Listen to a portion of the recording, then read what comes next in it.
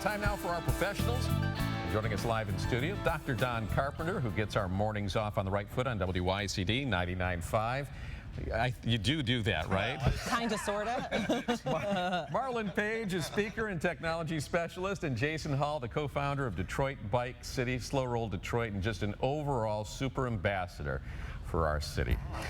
That's pretty nice there. That's a nice introduction. You're fancy. One of the big things that's happening, I mean, this is kind of an offshoot of this, is that we've got fashion designer John Varvatos, who kind of invented the whole rock and roll menswear vibe about 10 years ago, bringing his designer label clothing to downtown Detroit. We've been trying to get retail forever. Well, now we finally got a designer label. But it's really uber expensive stuff. So do you think this is the right market for that kind of clothing? Do you think it'll work?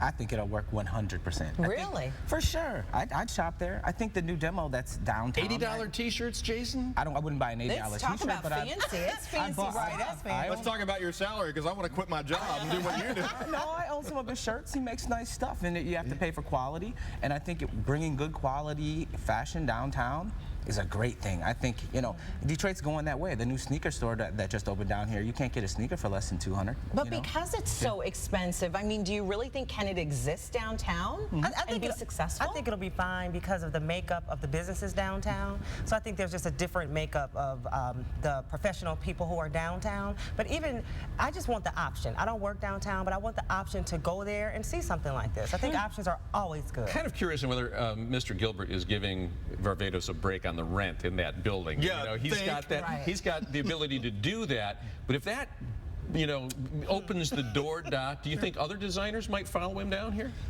Especially with everything that they're doing with the new hockey arena and the shopping area that's going to be around there. I think once you put something like this in, if it survives, you've got about 2 years to look at it, and we'll see how it does in 2 years. I'm with you guys. I think it'll do good, but I think it's going to be kind of close. What I'd like to see is one gas station. That's open. Can we just get one right down in that area? That is true. That is true. That is so true. It's like I love to drive down there and buy the stuff, but then I got to have some fuel to get back home when it's all over. But no, I think it's a great thing. I really do. That is a good point. Well, you know, a lot of folks have been talking about this. Many schools have a zero-tolerance policy on bringing weapons to school, but there's a district in Washington State that is actually bumping up against the First Amendment. In Aurora, Washington, they're allowing a Sikh student to wear and actually bring a traditional knife to class. We've talked about this before. Do you think this is taking religious sensitivity a little bit too far? What do you think? Are these the same schools that won't let you pray in the morning, won't let you have a Christmas tree? It has to be called a holiday tree, but this guy gets to bring a knife into school. Will somebody tell me how that all balances out? You can't hand out Christmas cards because, ooh, that might offend somebody, but you, yeah, sure, come on, bring that sword in. We have Santa with a shotgun. I didn't even think about that angle. That's why we keep him around. You know what I mean? That's true. I mean, well, and here's the other thing. It's like if one kid's good, if I had a kid in that class, I would be converting just so my kid would be on equal footing. Yeah, sure, you can have a knife. We'll be Sikhs. Not a problem. Yeah, it's kind of a bad look to have a kid walking around with a knife. You know, I think it's a little too, it's just, man, that's out there. Kids walking around with weapons, it just sets a bad example. Well, and the parents are like pushing to have the kid, and you got to be able to let him in class. Traditional. Yeah, what are you going to do when you fly to Disney World and you take him there for his birthday? Does he get to carry that thing on the plane? No, he doesn't get past TSA. See, there you go. Right. So obviously they have exceptions, and you know, I think the school should be an exception. Right. Zero tolerance should be zero tolerance. Yeah, well, until it's on a case-by-case basis. Right, exactly. Well, see what you think about this. The company that makes Camel cigarettes. We remember these guys. They were the ones with the animated camels selling them to kids. Oh, Very socially conscious company.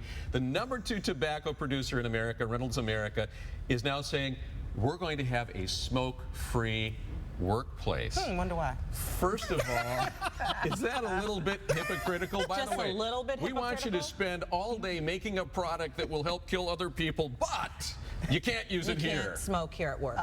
You know, their whole industry is full of hypocrisy. You know what I mean? They give money to charities. So this doesn't surprise you? Not at all. You know what I'm saying? It's always something they're doing there's some move that's going on. You know how my brain works. I'm trying to figure out what the PR move or the marketing move or who brought it up at the building. So you think this is just to they generate don't buzz? really care. No, I don't think they really care. He's They're not always like, looking for the ulterior motive, yeah, they're and you're not usually like, right. oh, you know what, our workers aren't healthy. No, there's something else going on somewhere. What does it send? I think someone who is really important must have experienced something with secondhand smoke or something. Something has happened in someone's life That it's tripped that matters, that has tripped this Someone thing. who matters. Who But matters. Doc, they are going to be building special indoor smoking rooms for those employees that still want to support the company.